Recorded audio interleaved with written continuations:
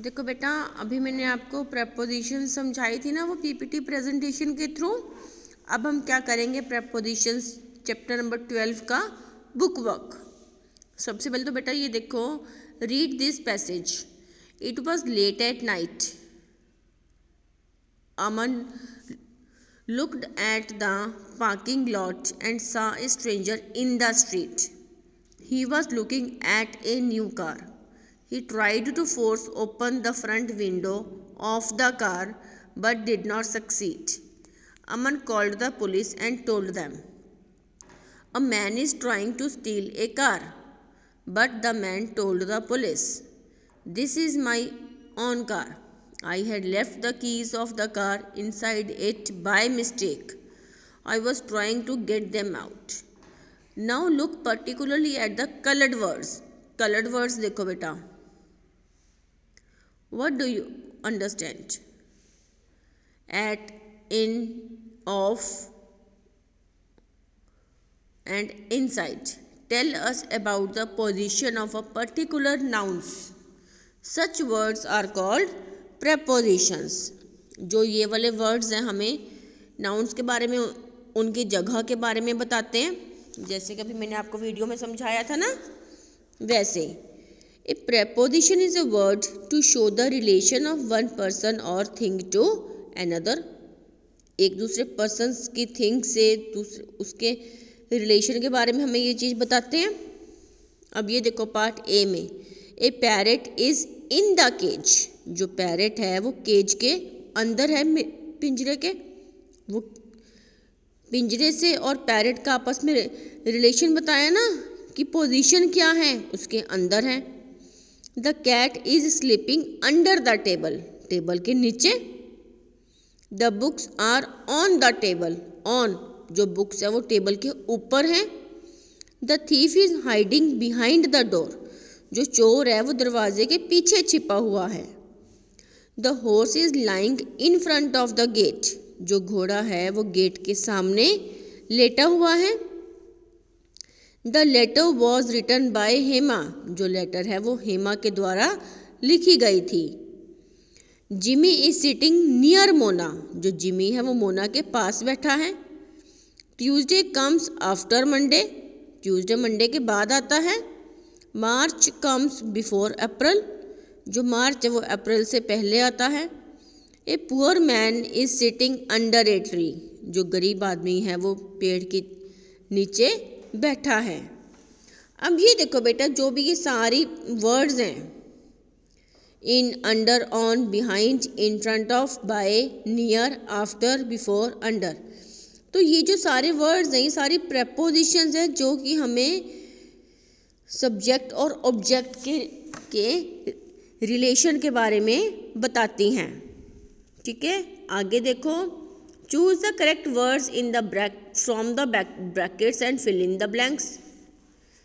Bracket में से आपने एक प्रेपोजिशन चूज करनी है और उसको फिल इन द ब्लैंक में लिखना है। Children study in the room, in the study room. जो बच्चे हैं वो स्टडी रूम के अंदर पढ़ते हैं। Navjot will come after lunch. जो नवजोत है वो लंच के बाद आएगा। The jug is full of water. Jug पानी से भरा हुआ है। There are 12 months in a year. साल में 12 महीने होते हैं। Look at this picture. इस पिक्चर की तरफ देखो। Write with a pencil. Pencil के साथ लिखो। The ball is lying on the bed. जो बॉल है वो बेड के ऊपर पड़ी है।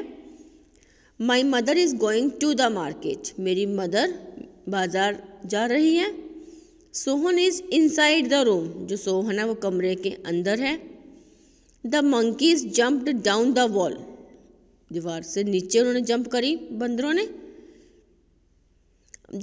नेक्स्ट पार्ट देखो बेटा, C part. The paragraph given below है 6 prepositions, सर्कल दैम। बेटा ये जो बारी बारी रिपीटेड भी हैं तो मैंने उन सबको सर्कल कर दिया। Of, in, under, to, of, in, to, ये सारी क्या है हमारी prepositions। नेक्स्ट देखो D part. Fill in the blanks in the following paragraph with suitable prepositions from the cup. Cup के अंदर ही prepositions लिखी हुई है ना। Shallu was a milkman. Sallu was a milkman. He was carrying a pail of milk on his head. उसने जो दूध का वो जो भरा हुआ है वो उसने अपने सिर के ऊपर उठाया हुआ है. He started talking to himself. I will sell the milk and with the money I will buy eggs. उसने अपने आप से बातें करी कि मैं दूध बेचूंगा और उसके पैसों के साथ मैं अंडे खरीदूंगा. The eggs will give me lots of hens. Then I will buy a cow. As he was thinking, he tossed his head. The pail fell down and the milk was spilled all over the ground. Over पूरे ground पूरी ज़मीन पर सारा दूध गिर गया. Last part देखो बेटा, E part.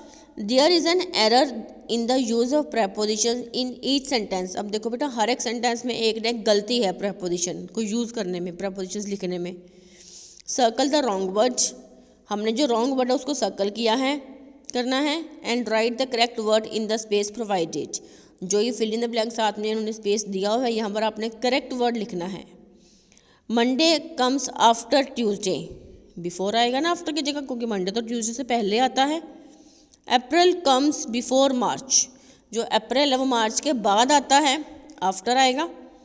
My mother is cooking on the kitchen. अब किचन के ऊपर थोड़ा ना मेरी मदर कुक करेगी, किचन के अंदर कुक करेगी. इन.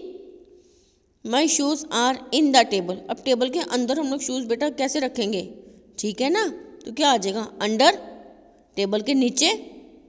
She is sitting at the sofa. At नहीं, ऑन, सोफे के ऊपर, वो सोफे के ऊपर बैठी हैं. ठीक है बेटा, क्लियर है सबको बुक वर्क. ये आपने बुक वर्क कंप्लीट करना है और वीडियो को बेटा आपने अच्छे से समझना है. ठीक है बेटा, अगर फिर भी अगर किसी को कोई प्रॉब्लम आती है then you can contact me. Okay बेटा, have a nice day, bye bye.